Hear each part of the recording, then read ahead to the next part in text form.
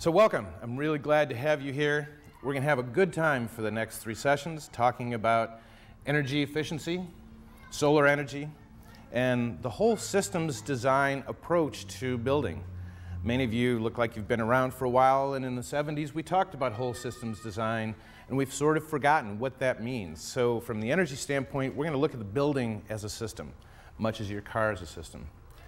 Next week we'll talk about indoor air quality, or resource conservation, and then we'll talk about indoor air quality in the 3rd session. Each session will give you a little bit of science. All that stuff you never wanted to think about in high school, we're going to go through. Physics tonight, how does a building work? What are the functions? How do things move through a building? How does water move through a building? How does air move through a building? What are the impacts of occupants? When we talk about natural resource conservation, we're going to talk a little bit about biology and ecology. And when we get to indoor air quality, there's some chemistry that we think is really important for you to know. So bear with us. Hopefully it'll be more fun than it sounds. But it's fundamental to understanding how what we do impacts the life, the livelihood, the health, the safety, and the comfort of our customers. And that's really what this is all about. How do we provide a better service for our customers in a way that enhances your business and leads to greater profits? So tonight we're going to talk about energy. Energy is the basis of green building. It's the first thing that we need to consider. It's the keystone around which we work all the other pieces together into an efficient home. Energy efficiency is what most consumers are interested in. It's what most directly affects their pocketbook.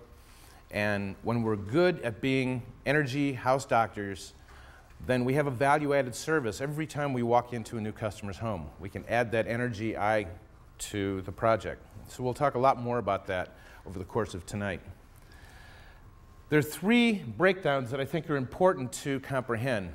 One is energy conservation, which means using less, right? We're conserving what we have. Energy efficiency means using the energy better or more effectively, more efficiently. Just the way computers get more and more efficient year after year, that's what we're going to try to do with our buildings. And then renewable energy, it's the only source of energy that's an income. The rest of the energy we use, all the fossil fuels, are really capital.